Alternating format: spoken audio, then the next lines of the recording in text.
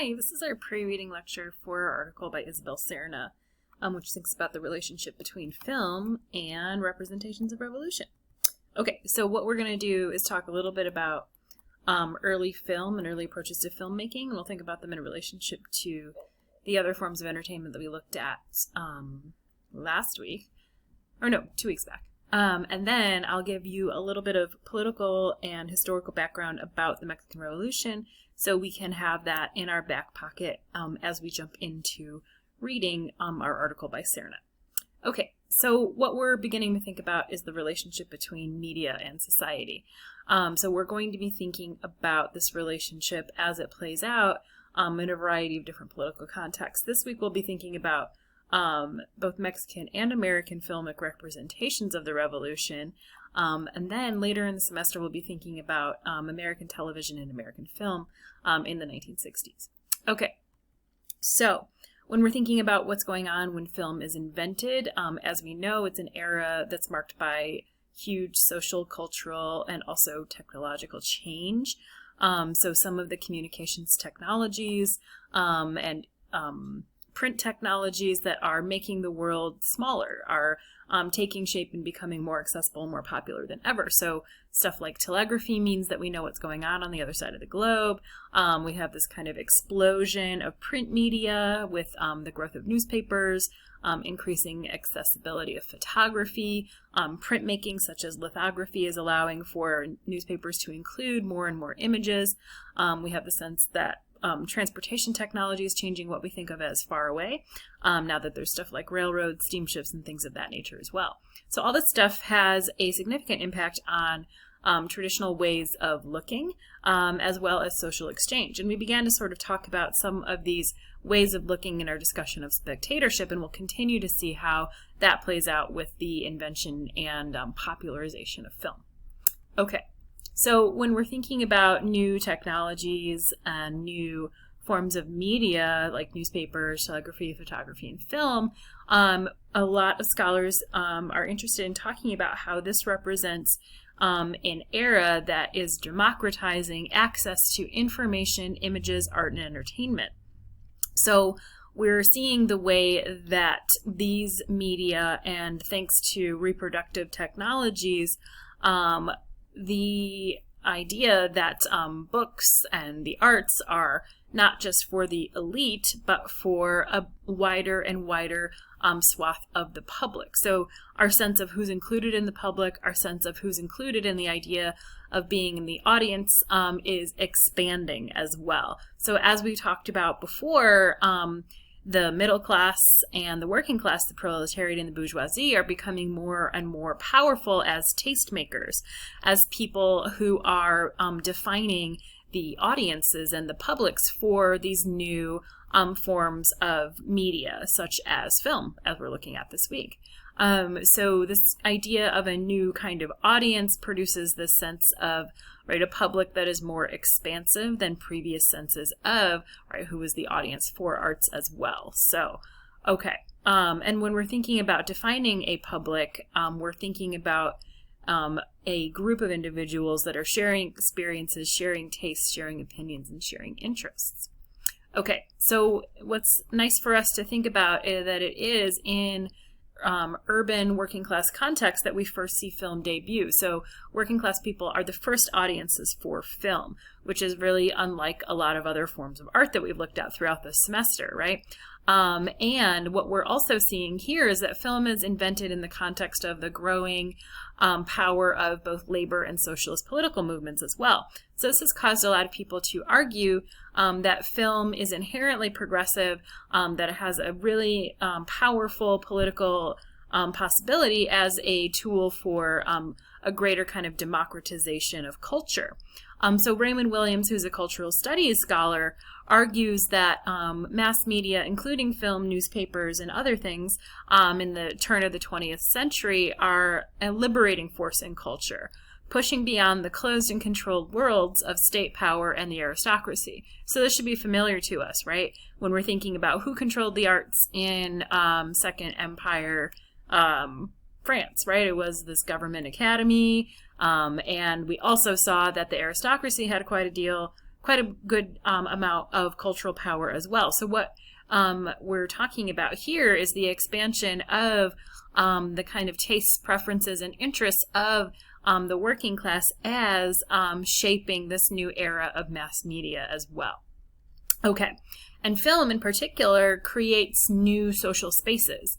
So film develops what is referred to as a third space. So you have work and you have home, and then a third space is something that's neither work nor home, right? And as we can talk about a little bit more in our Zoom meeting, our sense of spaces that we have access to has been fundamentally changed under the conditions of the coronavirus pandemic. Okay.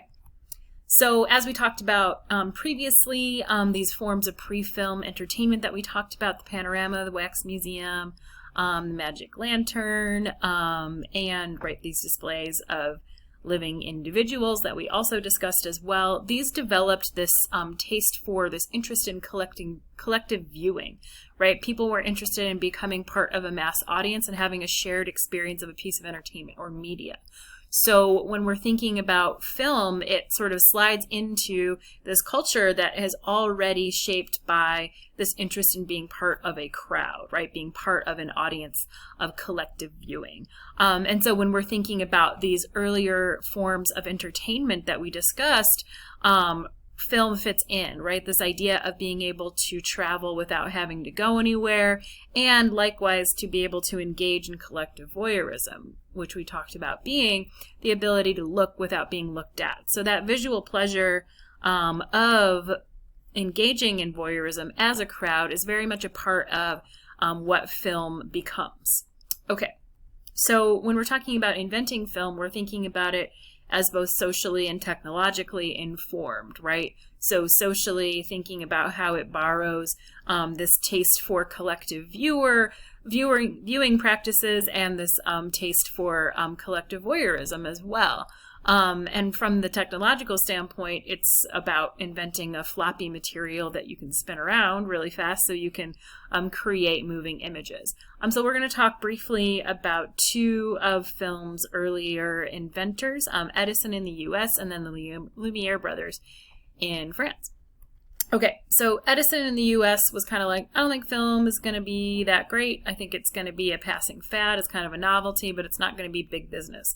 So he kind of missed the boat in terms of how people wanted to watch films. So this guy is engaging with one of Edison's early films, right? So he imagined viewing as something individual, which is very much different than the way that people were engaging with entertainment in the late 19th and early 20th century, right? We had this taste for the crowd and collective viewing.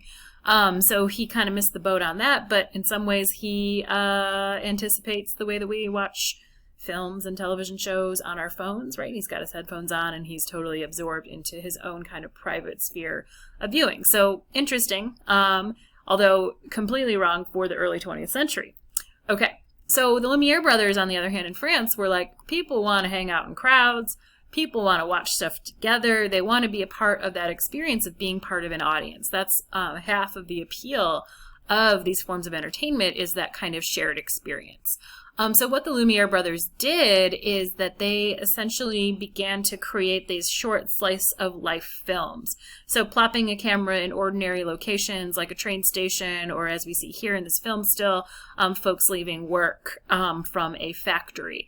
So they are documenting these everyday experiences in this brand new, very exciting technology that captured motion picture, that captured moving pictures. And I have a link here to one of their early popular films, The Arrival of a Train, that you guys can watch on your own time as well. So their films were really diverse. They were not only capturing people leaving work, but they also ended up growing their empire to send cameras around the world and capture news and scenes from places far and wide. Okay, so they also imagined, we'd be sitting in a theater watching a film. So they kind of innovate that aspect of consuming films as a group in a darkened theater. Okay, so on the other hand, we also see happening in the beginning of the 20th century that moving beyond the Lumire brothers' documentary approach to filmmaking, plopping a single camera in a place and letting and hitting record, we also see filmmakers like Georges Méliès developing a really complex narrative form of filmmaking by innovating early special effects, which we're looking at here, and using film to essentially create another world, to create a kind of opportunity to travel to fictitious places and to tell fictional narratives. And that's what we know film to do and be today, right? So we have a link to one of his films, a 1902 film, A Trip to the Moon, which is really fun. So I recommend checking that out just to get a sense of what early film looked like and how people are developing the language of film as well. Okay. So when we're thinking about the institutionalization of film, we see, right, Lumire and Méliès are becoming quite successful and are sending their films all over the world. Edison back here in the United States is like, what? I guess film is pretty popular.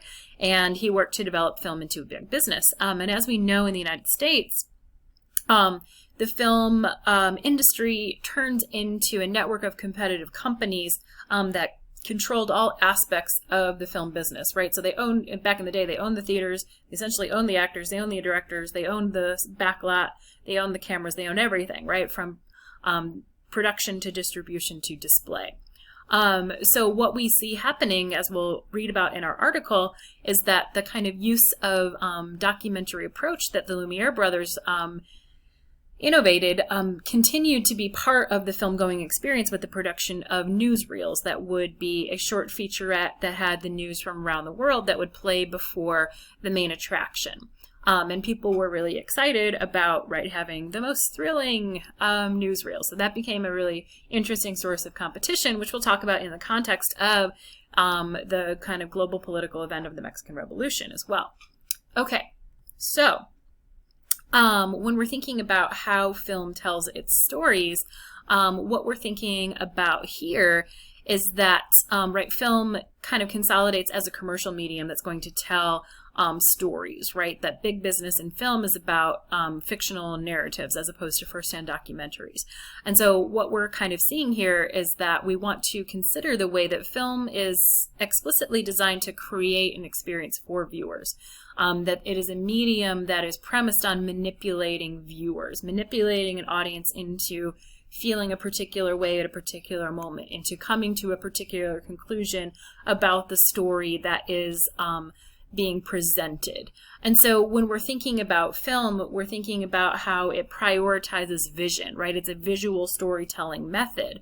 So unlike some of the spectacles that we looked at last time, you don't walk around, you don't have to worry about getting caught staring.